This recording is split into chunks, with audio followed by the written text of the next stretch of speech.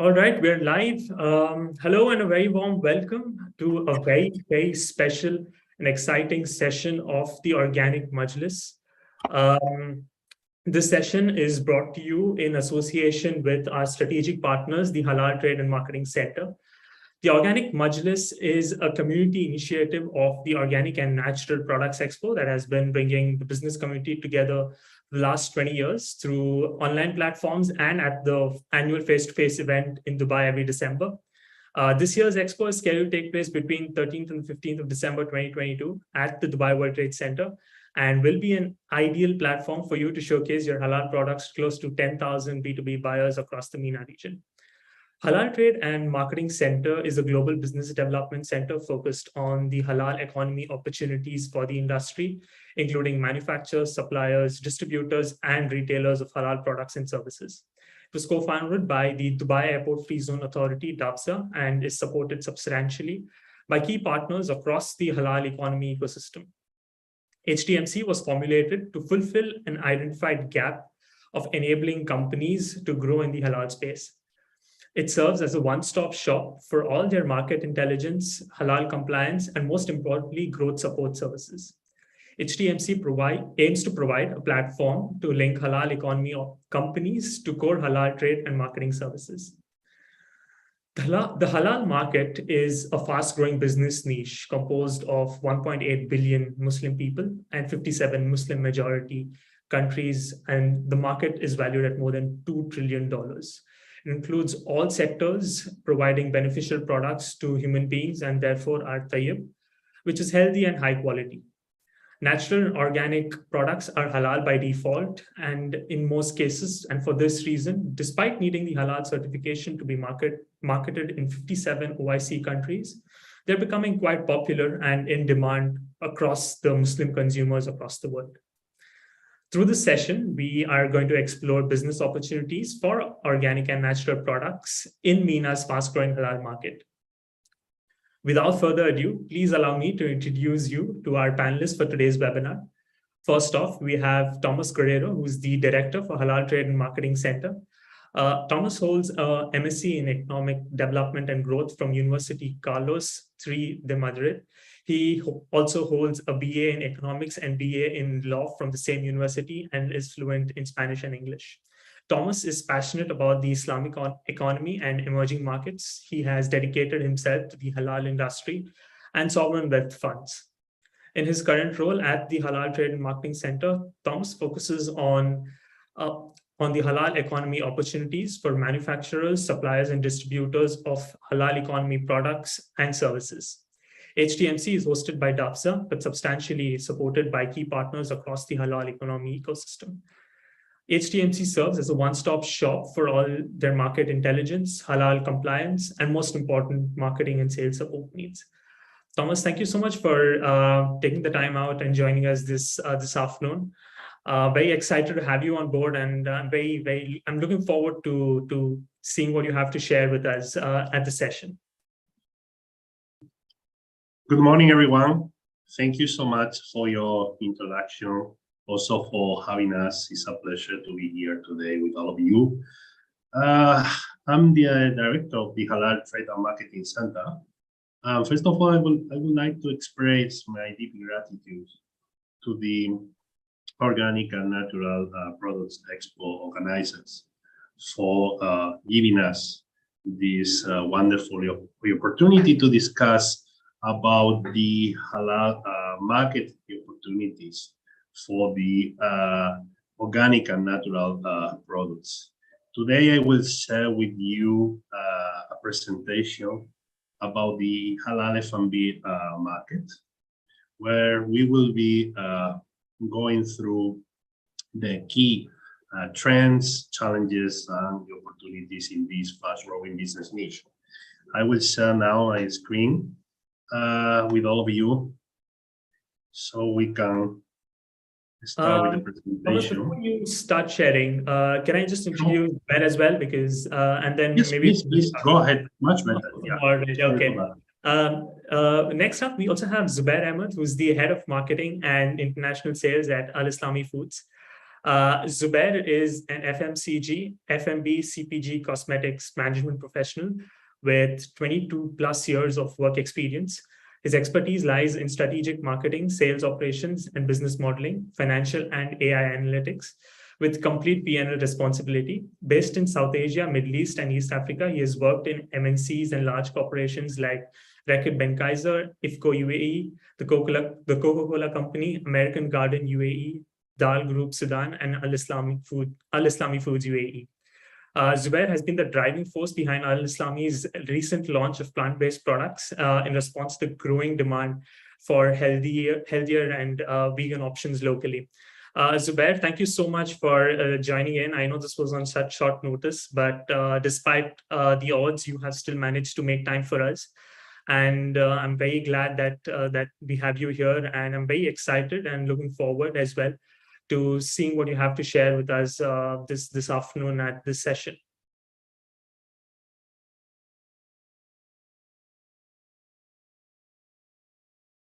I think you're on mute, Zubair. Assalamu alaikum, everyone, and hello. Suraj, thank you very much for the introduction and having me here. It's on a short notice, but let's see what contribution I can add to this forum. So let's start with the questions and immediately involve the listeners over here. All right, yeah. Wonderful. Thomas, you can, all yours. I'm not going to stop you any further. You can go ahead and share what you have to say. Sure, thank you so much. I'm conscious of the time, so I will try to be short, sweet, and sharp. I will share the screen again with all of you so we can go through the same. As you can see here, the name of the presentation, as I already said, is the Halal F&B market, key challenges and opportunities. So let's start defining, first of all, what halal means, because maybe there are people among the audience who is not familiar with this concept. So halal is an Arabic term meaning lawful as per the Islamic law. So basically the halal economy is composed of those sectors affected by the Islamic law, such as food, that must be halal, finance, that must be Sharia compliance, or fashion, that must be modest. No? Once we have a clear idea about what halal means, it's also relevant to highlight that the halal market is a regulated one, okay? So we have rules for regulating this market, but we have a small issue. We don't have an ISO, we don't have a global halal standard. We have different rules for regulating the same market.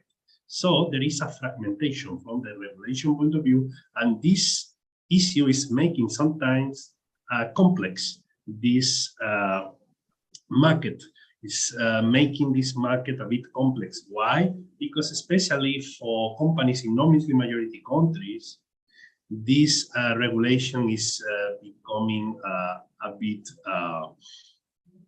tough, because as I said, there are some rules, there are some standards, but sometimes they are not matching, or they are not saying the same, or they are not coming with the same requirements. So basically, from the regulation point of view, we have three types of organizations. In the Muslim majority countries, we have the standardization bodies, the ones setting up the standards, coming with the rules, okay, as well as the halal accreditation bodies, the organization or the entities in charge of responsibles of auditing the certifiers to check if they are ready or not, if they are from the technical and religious point of view, ready or not to certify, audit and certify companies according to the halal standards in their home countries. And finally, we have the certifiers, the auditors, the companies, private ones, going to audit, no? To check if their companies are ready or not to comply with the halal standards in terms of producing goods or delivering services, okay? Well, once we saw the, let's say, legal framework, from the halal point of view, it's also nice to see the drivers behind the success of this fast-growing business niche. So we will be going now through the three drivers explaining the growth of the halal market. Well, first of all, when we talk about the halal market, we are talking about the Muslim population, the global one. So we have a large population. We have 1.8 billion Muslim population. It's around the 25% of the total population. And according to the latest estimation, this population, the Muslim one, will be reaching 2.2 billion in the year 2030. So as I said, we have a large, young, and fast-growing population. So this is the first driver boosting, okay, helping this market to grow.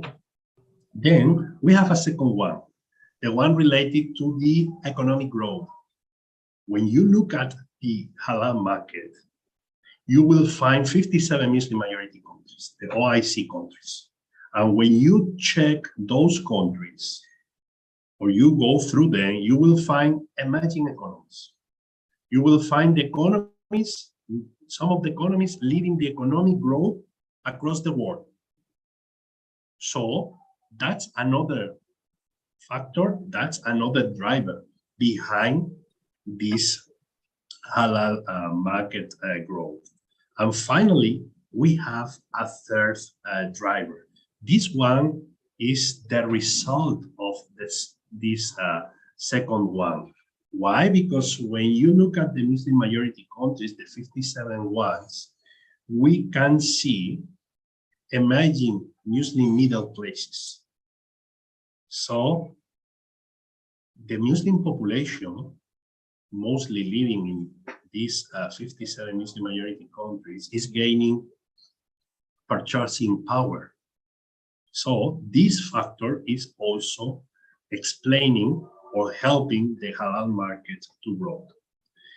Well, now, once we saw the factors or the drivers explaining the success of the halal market, the importance of this business niche, I would like to share with all of you an overview about the halal market. Today, obviously, we will be focused on F&B products, but the halal market is going beyond F&B. And here, in this slide, you can see the halal-related sectors. Obviously, you have the F&B one with $1.2 trillion. But you can find here more opportunities in all the halal-related sectors. So when we talk about halal, or the halal market, we are not talking only about food. We are talking also about cosmetics, pharma, Muslim-friendly tourism, or modest fashion. As I said, today we will be discussing, or we will be going through the halal F&B sector. But it's good to share with all of you this idea about the halal market, because maybe you will find also the opportunities in all the halal-related sectors. So here, basically, you have the numbers for 2021. And in this slide, next one, so similar, you will find the forecast for 2025.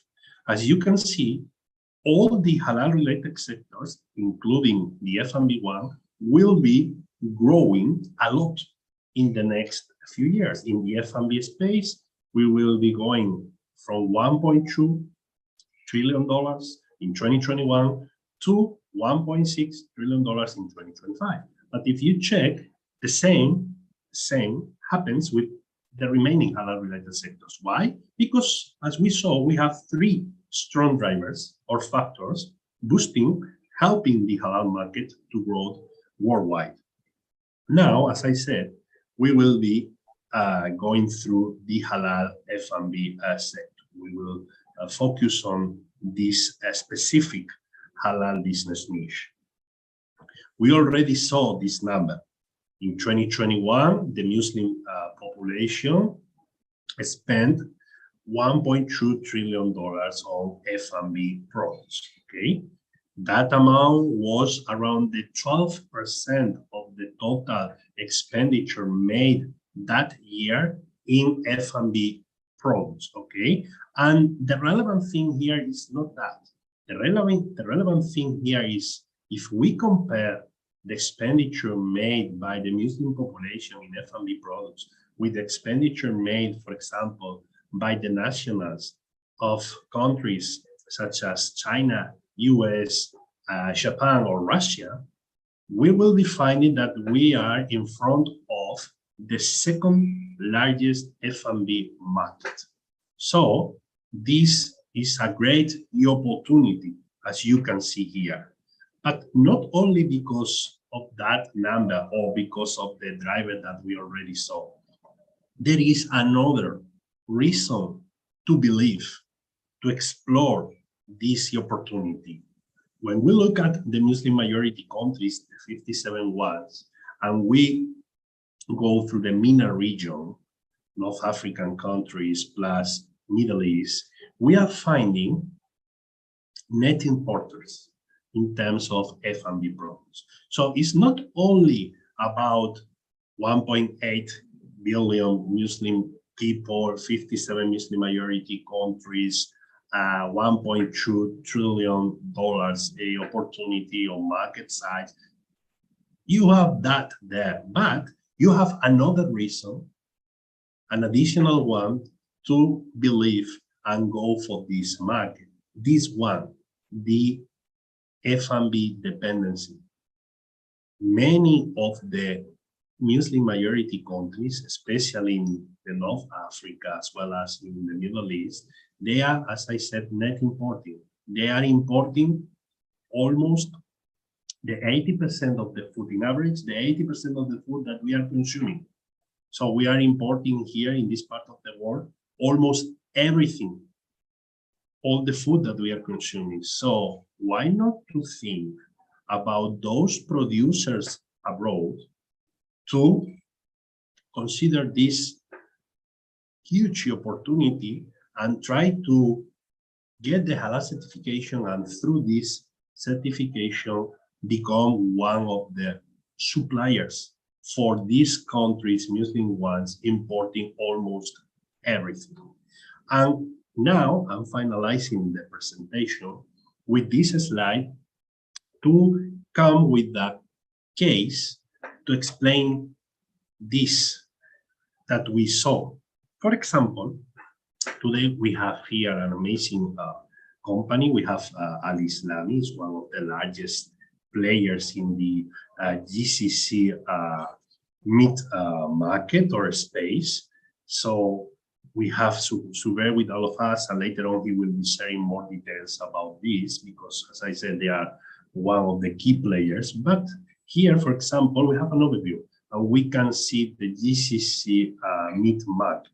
As you can see here, in the GCC, the countries, the 6 Arab nations, are importing every single year a lot of meat. Basically, the 90% of the lamb and beef meat is coming from abroad. It's not happened the same with poultry, okay, with the white animal protein, but with the red one, the 90% is coming from abroad. So these countries, as you can see here, they are mobilizing big amounts of money every single year to import meat. And if you go to see the main meat exporters or suppliers, okay, for example, to the UAE, one of the key markets here, you will see that the meat is coming from non-Muslim majority countries. It's coming from abroad and from non-Muslim majority countries, from countries such as Brazil, Australia, US. So this is a wake-up call, for example, in this space or for this reference or for other F&B items, because we have almost the same. Net importers, big dependency, so big opportunity. But there is a requirement, the Halal certification. So I'm inviting you to explore this opportunity. Obviously, also to attend the exhibition, because there you will be having the opportunity to connect with relevant qualified importers, distributors, and retailers for your natural and organic products. Maybe your products are already halal by default. We have to check that. But if not, it's easy, and we will be there for helping you to know how to get the halal certification and be able to capitalize on this opportunity. Well, I will be finalizing now my presentation. Thank you so much again for your time.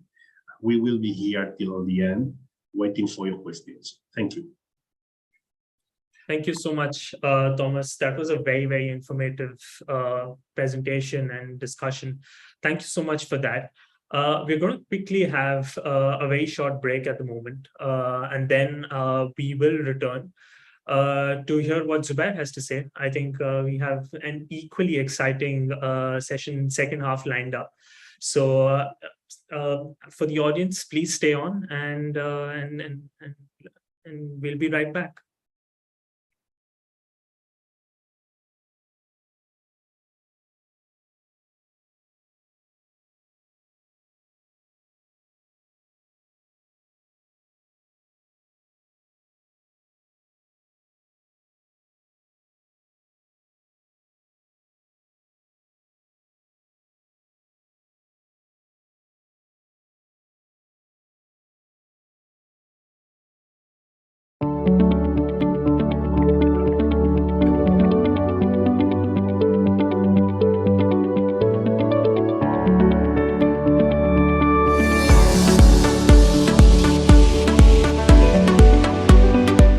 We've found UAE partners. We've also found people coming from Iran, from Oman, from Qatar, Saudi Arabia, lots of places.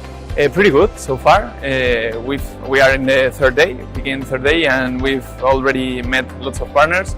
Also, the organization has been really helpful with us, so we are pretty grateful.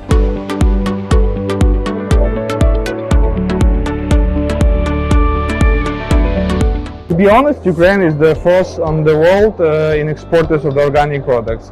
And after we had a survey with the Ukrainian companies, we understood that the Middle East is the second market we would like to open. That is why we are here and trying to find our partners. I think it was perfect. You know, we had only 3 months to organize this pavilion, and as you see, it's working great. We had a lot of contacts and potential buyers, so I think we'll communicate further. And for the next year, I think we'll also plan this exhibition to participate here.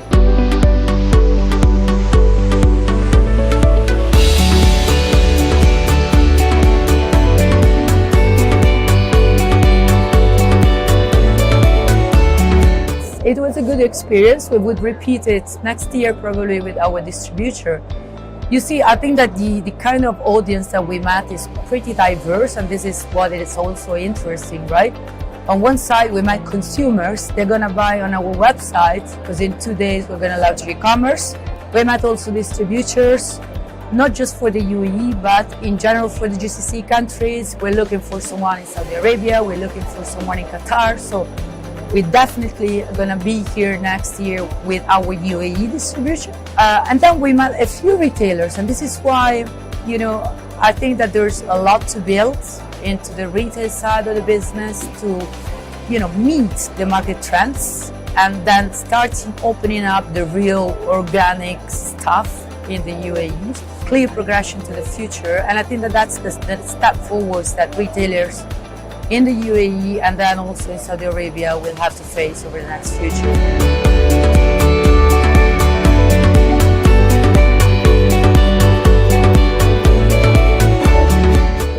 Really nice. In fact, we are super happy because we receive really good potential clients thanks to the organization, because you come with nice people, and I hope that we will finish and with good deal and with good sales.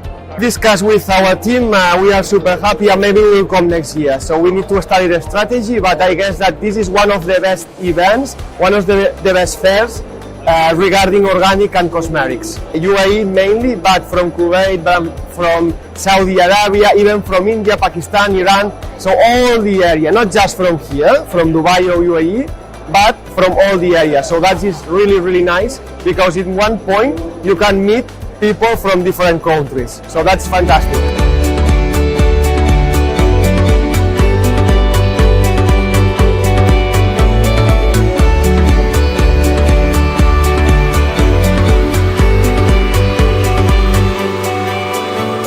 It's obvious. Currently, organic and natural trends are growing up everywhere in the world, especially here in the Middle East. We understood that Russia has not only the great potential, but the actual products which are getting produced in the entire Russia. We have 85 regions in Russia, and all of them have really natural and unique products. And we thought, like, why not bring them to UAE as the entry point for the entire Middle East? That's why, as of now here, we're available with 42 companies from Russia.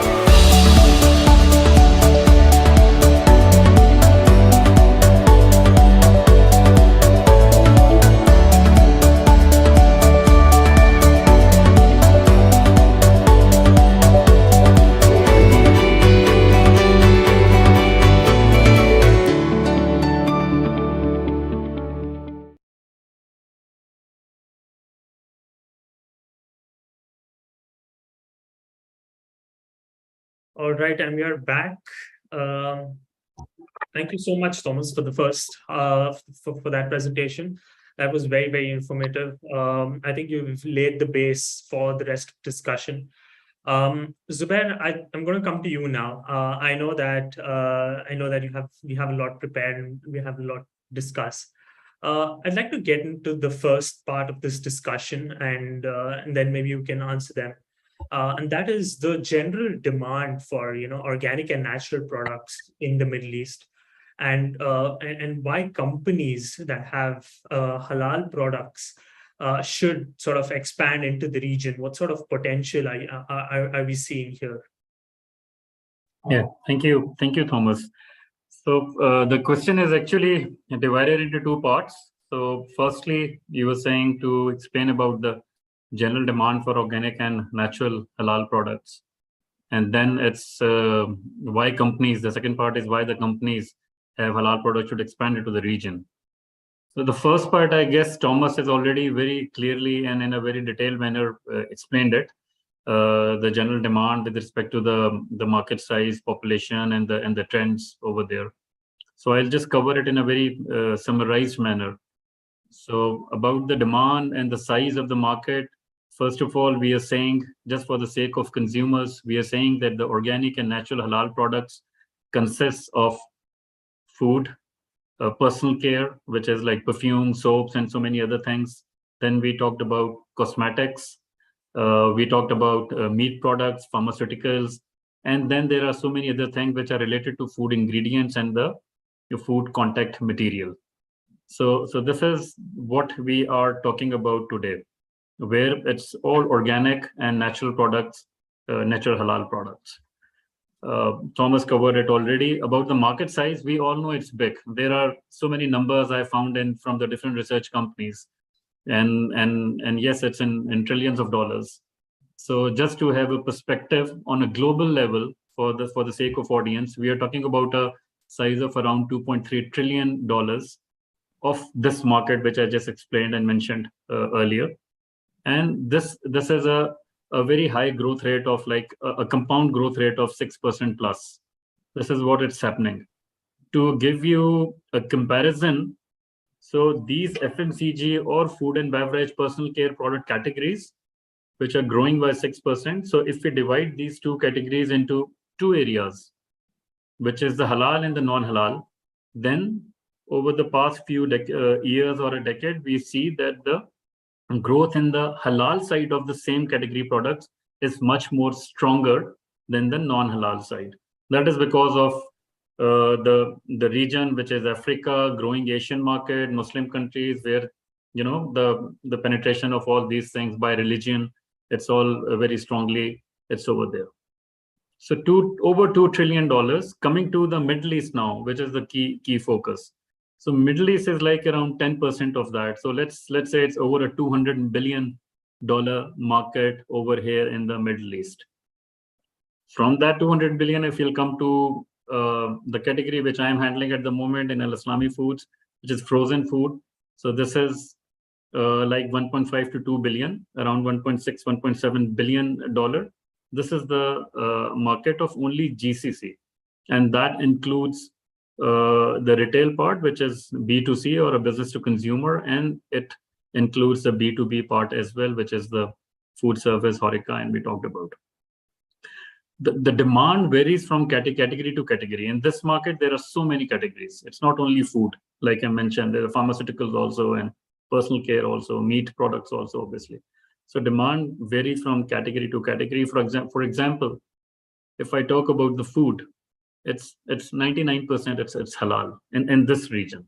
Yeah, there are certain supermarkets which have a non-halal sections and all, but it's everywhere it's halal. So demand is obviously there because this is a Muslim population over here. Similarly, from the food, if I divert a little bit towards cosmetics, then it contributes around the halal natural ingredients, cosmetics. Based on that, it contributes around like 1/10 of the total cosmetic market. There are brands which are coming up recently, which are totally focused on halal ingredients within cosmetics. And by cosmetics, I mean the cosmetics which include skincare, which people apply on their skin, ointments or all. It includes hair care also. So everywhere over there. So the trends in these trends are there, which are telling us marketeers that there's a very, very high demand. It's a big size. And then with a very specific focus on organic, natural, and halal aspect, it's a very high growth is coming up in a focused manner. So that's the first part of the question, where we said the demand is there and what's the size of that. I'll not go into the numbers and the graph because this is already very well covered by Thomas over there. The second part is more about, why halal products to expand in Middle East. So again here, when we talk about the expansion of halal products in Middle East, it's a Muslim market. It's a Muslim consumers that follow the halal aspect and believe on the halal products are healthy and safe to consume. So even if we talk about the non-Muslim, so in terms of food, the key need is the product is pure and healthy. If it's a purity and health, then that's the preference. Within that aspect, and if we take aside the religious part of it, or from the halal part, then this is the link over there. So halal people feel that this is pure and safe to consume. To a certain extent, we can say the same for the organic and the natural products. These are also the perception of the people, the attitudes toward these products is like these organic and natural products are also, it's safer to consume or use, and these are healthy also on the health aspect. So there's a strong acceptance of that natural, organic, halal products. It's already there in the Middle East. A religious part, non-religious part, in both ways. So companies, mainly, manufacturers, they doesn't need to create awareness about the halal concept. It's already there. Yeah, you just need to focus, and as a marketeer, we need to have a right positionings over there. I'll talk about it later. So why halal products to expand in Middle East? Again, the number one thing is Islamic belief that exists in this part of the world in a very, very strong manner, with a 92% Muslim population in Middle East. Second aspect over here is the certification of halal products, which is easy process over here. Halal certification states that the food or the products are permissible as per the Islamic law while it is manufacturing or processing. I'm talking about all the categories, food, non-food, which we mentioned. Coming to food, it covers a slaughtering process. So in meat product, it means that these are sourced from a healthy animal, chicken, cow, etc. It's hand slaughtered with a sharp knife with the recitation of takbir, and all blood is drained out. So these are the things happening. Some people, like in Al-Islami, we take further care in that, and we say that, when we say that these are sourced from a healthy animal, so we ensure that whatever Al-Islami products are there available in the market, these products are these are sourced from healthy animals, in a sense that these are non-stunt. So many brands in the market, the previous chart that the Thomas shares, a very high number, it's a big number that is coming to Middle East from Brazil in terms of chicken, especially. 70% of the chicken needs are catered from the Brazilian market. So we are the ones, we are actually the key major brand which are using the non-stunt chicken over there. And obviously when we talk about non-stunt, then we ensure that these chickens are there in their feed, there is no added hormones are there. So all healthy. We don't want to go for a stunt chicken, which is already, in a coma or in a semi-conscious way. And there are chances when the stunning is done, maybe, a chicken is sick or a weak heart or already dead before the slaughter and everything. Maybe it's a 1 of a millionth chance, but we, as a very responsible and ethical company and highly positioned on these halal concepts, we don't want to take even that 1 of a million chance. So this is related to our quality and everything.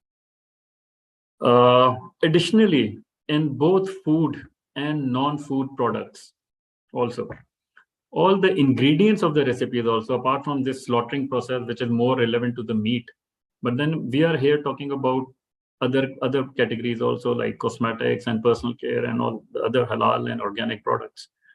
So when we talk about these products, then all the ingredients of those recipes, additives, stabilizers, colors, maybe artificial or natural, these are also needs to be verified as halal by the certification bodies. So the role of those certification bodies here is they verify the products which are, and the ingredients which are used and consumed are halal. And then all governments in the Middle East region have halal certification bodies, which are already shared.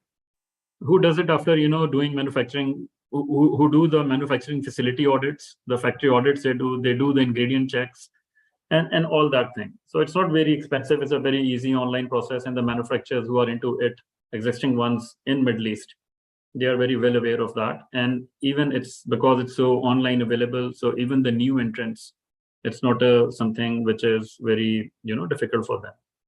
So again, from a expansion in Middle East, belief is there, certification bodies are there, which are doing a very good job from the government part in all the major countries of Middle East.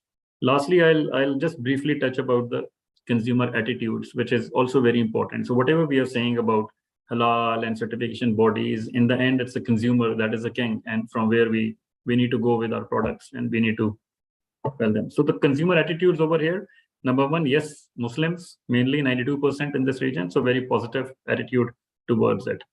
Increase awareness of the Muslim consumer about the substances used in food, cosmetics, personal care products is presumed to affect the Middle East market growth rate very positively. It's a Muslim population, so I'll not say much about it. Then in this region, in addition to that, the food need of the region depends from country to country, but like around 50% of the food needs are import based. And so in UAE is more than I think 50%, is around 70%, and then Saudi it's around 50%, depending on category to category. So then in this region there are a lot of opportunity, and it's already there, and we are importing food over here. So expansion from international companies, manufacturers and processors, as well as from the local ones, it's a huge scope over here. So to summarize the Islamic belief, the certification bodies, the consumer attitudes towards halal products, in addition to excellent infrastructure provided by the governments over here and reliance on food imports, these are the very strong factors which we believe that led manufacturers to expand further in the Middle East region. Thank you. All right, Zubair, that was very, very detailed. Thank you so much for taking us through that. Thank you so much. Well, we have a couple of questions that have come in from the audience during the course of the session. I'd like to go through some of these questions. The first question that I think, Thomas, you would be best positioned to answer this is, we've spoken about certification part, but for an exporter sitting based outside the region, what halal certifications do they actually need to start, talking to importers like Al Islami and the likes of Al Islami? If you could shed some light on that, that would be great. Sure. Thank you so much for setting the question. Well, as Zubair said, it's in principle easy to get the halal certification. There are more than 400 halal certification bodies across the world, but not many of them are recognized or with the accreditation from the Muslim majority countries. So the company has to find and get the halal certification from a certifier recognized or with the accreditations from the halal authorities, the halal accreditation bodies in the Muslim majority countries. So as I said, there are many, and that's good because competition, it's always good, especially for those companies looking for the halal certification, trying to get the certification. You have many options available, but you have to take care of that. Why? Because if you get the certification from a certifier without the accreditation, you are not able to export and you will be facing problems. So here, the tip is wait, find a certifier. You have some options available.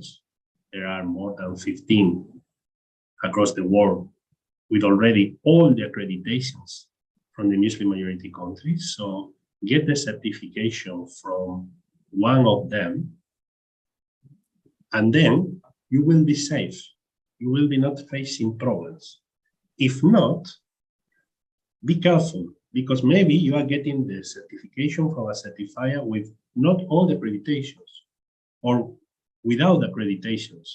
And for example, if you are getting the certification from a certifier with, let's say, UAE, AYAC, halal accreditation, but then you find, let's say, another opportunity in Saudi, but your certifier is not recognized by SFDA there in Saudi Arabia, you are not able to export to Saudi Arabia. So it's better to get the certification from a certifier with all the accreditation. So basically with one audit and one certification, you are covering the entire Muslim world, the 57 OIC countries. If not, you have to play. Okay, so that's the, let's say, tip there for those companies abroad thinking about this possibility. Awesome. Thank you so much, Thomas, for that. We have another question from one of the audience members. I think I'm going to pose that to you, Zubair, because I'm pretty sure you deal with a lot of importers on a regular basis. And that is, it talks about the requirement for halal packaging. And is there any specific requirement for halal packaging? And if yes, is there a demand for eco packaging when it comes to this? I think you're on mute, Zubair. Yeah, thank you, Suraj.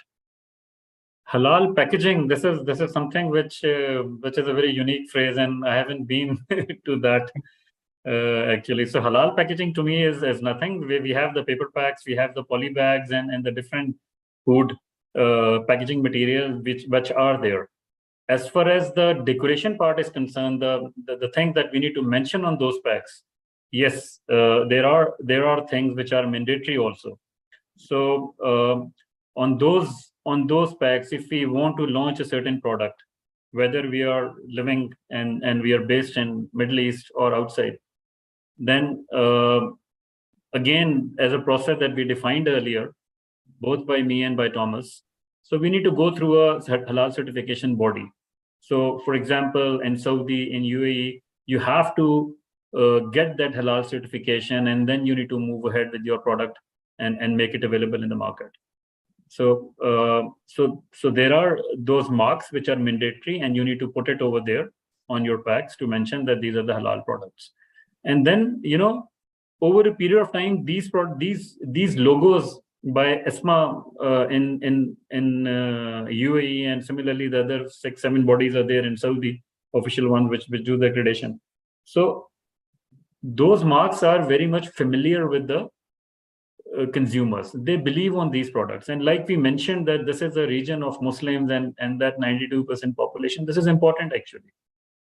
Similar kind of things are not in halal, not for respective with respect to halal, but with some other quality perspective. These are done over decades in Europe also. And so many products, they have their own marks which defines the quality aspect.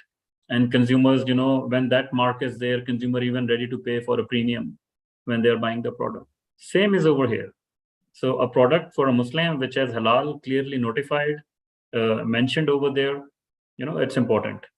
So on packaging, yeah. And as far as the process is concerned, I already mentioned that the government bodies are very efficient. I haven't seen in the past 2 years, I launched like 50 plus products in the market. Yeah, and I haven't seen any major issue in getting those certifications if your ingredients and everything are verified. They do that. So we'll provide the ingredient, they will check each and everything, and they'll come back to you within 3 to 4 working days once you apply. There are questions, they'll ask the question, and then, you know, if there is no objection, you get the approval. Objective is to, you know, attract the people over here with the right food, which is safe and pure with respect to halal standards. So yeah, packaging on-pack communication is one of the most important tools, and mentioning on pack that, you know, the halal aspect is there is important.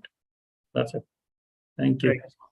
Thank you so much for answering that, Zubair. I have another question, in fact, and I'm pretty sure we have a lot of suppliers based out of the region who are wondering. Say they want to work with companies like yourself, like Al Islami. What is that one message that you have for you know, meat suppliers or meat exporters based elsewhere, who probably have organic meat and poultry, and they're keen on working with you, but they don't know how exactly to go about halal? What is that one advice that you would have for them? You're asking to me, right? Yep. Yep. Middle East is a very lucrative market, a very lucrative region, high disposable income, and if we talk about the disposable income or the economic strength of this region, it's high actually. So I was just like 2-3 days ago, I was reading the World Bank report, which talks about the next year, you know, the world economies. And the next year global GDP growth was, they were predicting around, I think 3.5 or 3.7%, something like that. Out of that, so if we talk about Europe has the least GDP growth as a region. So next year prediction for the World Bank, Europe is like 1.5 or 1.4%. And they have issues. And this is mainly because of the Russia and Ukraine war, and if it escalates, there will be very high repercussions in that region. We all know that. This is very closely followed, that GDP growth of 1.5, which is well below the world average. This is very closely followed by America, the North America, all that continent, which is also below the average, 3.7%. So from where the growth is coming? The growth is coming actually from Africa, which is over 6%. Huge penetration of products is going over there with infrastructure building, and people were, the companies and the manufacturers get more penetration into the market, with the consumers. Sales are going up. That means revenue for them. Come apart from Africa, again, more than the world average growth, economic growth is in the Gulf region, the Middle East part. Yeah, this is also next year projecting to have a very high growth. And the third area, which is again above the average, is the developing Asian countries, whether Muslim or non-Muslim. Yeah. So out of all this global scenario, the Middle East market is actually a part of the top two regions. So all those manufacturers, my message to them is it's a very lucrative market. Yeah. And then again, they don't need to explain the halal concept over here. It's already there. Yeah. So the key challenge to them is define their unique selling proposition, which, as per the current subject, if it is strongly linked to the organic, natural, halal products that we are talking about, and they find it, in their strategic positioning, they make it strong over there. Yeah. Then the job remains with the right packaging and reaching the consumers and getting the market share. So it's a lucrative market, big opportunity, and strengthening the existing halal market. If the other people will come here, the market will go further in growth. And and it covers both the religious needs as well as the health need, with organic products, with natural products, with halal products. Thank you. So, all right, thank you so much, Zubair, for laying that out quite well. I'm pretty sure this should give our audience a good picture of what opportunities lie in the Middle East in terms of at least meat and poultry and the larger F&B sector. Thomas, there's one very, very important, or rather a very interesting question that we have coming in, and that's about I think your presentation focused on the F&B market, but the Middle East is also one of the biggest spenders when it comes to personal care and beauty products. And we're seeing a growing trend of halal, certified beauty and cosmetic care products. Can you briefly cover and help us understand what sort of scope there exists for personal care and beauty products which are halal certified in the Middle East? Sure, but let me clarify something. We have standards for regulating cosmetics, but the certification is not compulsory for those companies looking for selling, exporting, marketing the products here. It's not like Malaysia or Indonesia. There, they made the halal certification also mandatory for cosmetics, pharma, for consumer goods in general. Here, we have the rules, we have the requirements, we have the standards, everything is ready. But till now, no one, I'm not talking about UAE, I'm talking about GCC. No one is forcing companies abroad to get the halal certification for those types of products. What happened? Obviously, if you get the halal certification for cosmetics, for beauty, for personal care, you are adding value to the product. But if you are already organic, bio, natural, you are halal, because Zubair was saying that before, no? Organic, natural, bio means halal in many cases. So those products are so close to be halal. They are not having, in principle, ingredients becoming the product haram. So, as I said, you don't need the halal certification at the moment. If you get it, you are adding value. You are offering something different for Muslim population here is relevant. And we saw some studies where if you are offering halal and non-halal, the Muslim consumer is preferring halal and sometimes also open to pay a bit more for getting halal and be safe. But the regulation, even when we have it, is not forcing companies to get the halal certification to be able to market these types of products here. So up to you. But here, because we are talking about natural, organic, bio, and so on, you are so close to be halal. So maybe no need to get, because in principle, let's say you are halal by default, or you are too close to be halal.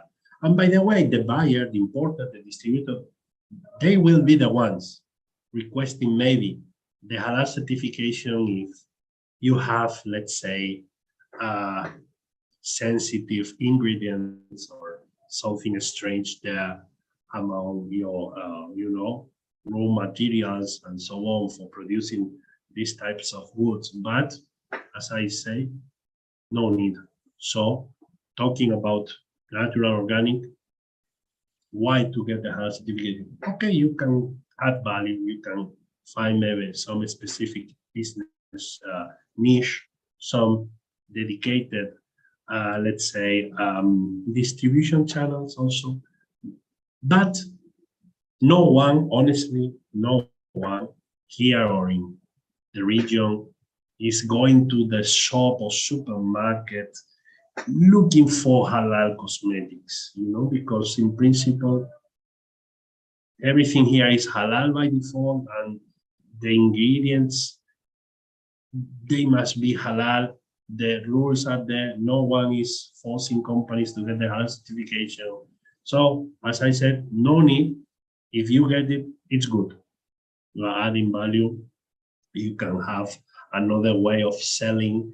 You can maybe increase your prices. You can find dedicated distribution channels where your competitors are not there. Of course, you can capitalize also on that, but it's not compulsory. Right, Thomas. Thank you so much for clarifying that. I'm pretty sure this sort of answers a lot of questions and a lot of queries. Zubair, do you have anything to add to that? I think you're on mute, Zubair. Sorry. Okay, yeah, the Thomas is 100% right. This is not mandatory, so it's choice, and you can have, if you have a certification, it's better because it's a Muslim population region. So the scope and penetration of these natural halal organic products, let's briefly look at the opportunities that this region is offering from different perspectives. Okay, so from a political perspective, yes, government have approved national system of halal. They recognize foreign halal bodies as well, and so politically there is a assertiveness to this area. Economically, I already mentioned, Thomas already mentioned that this region is actually high disposable incomes, economic growth is high, so a positive economic outlook from an economic perspective versus rest of the world. We talk about the social part. Halal products fit the social and religious belief of the consumers here. Moreover, the halal growth is dominant among modern consumers as well, who have a more eco-ethical conscious and a modern lifestyle. With that, they are still moving towards all these things. So comparatively more acceptable versus males by females. Females in our households, they are the ones who go for the food decision, buying more than the males. As per one research data I was going through, so females are more conscious about those things, that we get a right product which is pure and safe.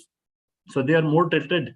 Obviously, it's subject to the pocket and the disposable income that they have, but they are definitely, as a conceptually, more tilted towards organic, healthy products, which are more safer and more, healthy. Same are the trends I'm getting in different research reports from a new generation as well, Generation Y and all that, the millennials. They are also moving toward these things as far as the food and beverage is concerned, these things. Moving towards the technological side, the detection of technologies are developed in this. We have a labs over there in all the countries. They have these labs, and they detect all ingredients which are either non-halal or harmful in terms of what kind of oil we are using, protein content, the alcohol, gelatin, and all other harmful, non-permissible things. So, from a technological perspective, these things are there. If you have something which is non-halal, the government, again, bodies, they identify that. They can tell you about it to improve in which area. Your protein content needs to be increased or decreased. Certain harmful ingredient needs to be taken out for the benefit of the consumer, especially in terms of food. Yeah. So these are there. Then, again, from a technological perspective, the internet penetration is very high. Yeah.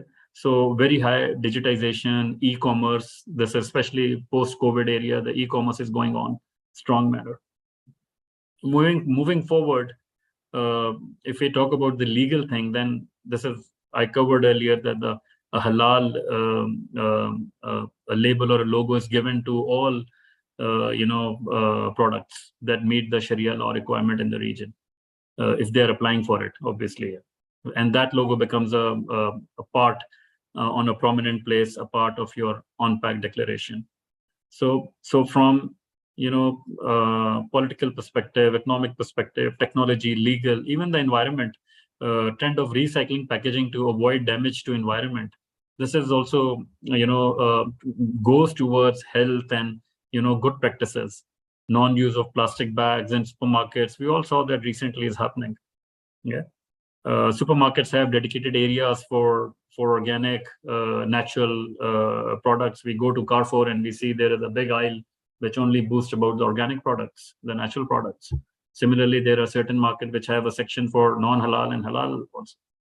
So all these, if you do this pestle analysis, and marketing terms, we call it the pestle one.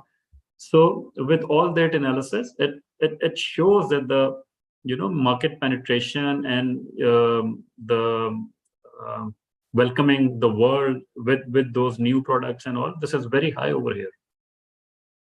It's very lucrative. Thank you. All right. Thank you so much, Zubair, for adding to that and adding to what Thomas has said. I think we are absolutely out of time for this particular webinar. But panelists, once again, thank you so much for sharing your thoughts and your insights this afternoon with us. I do see that there's a lot of research and a lot of back-end work that you must have put into to deliver this. Thank you so much. Dear audience, thank you so much for tuning in and joining us for this particular very important session on halal. I'm pretty sure that you had a lot to take away from whatever was shared this afternoon. I look forward to seeing you all here in Dubai in December later this year at the Organic and Natural Products Expo from the 13th and the 15th of December. And I wish you a great day ahead and a great week ahead. Thank you so much, dear panelists. Once again, thank you so much for joining in, and thank you so much for sharing your thoughts this afternoon. Thank you very much, Thomas. Thank you very much, especially Suraj, for having us here. Highly appreciated, very informative, and especially Thomas, thank you very much again for sharing your slides. Likewise. Thank you so much. Let's keep in touch. Have a good day. See you in Dubai in December.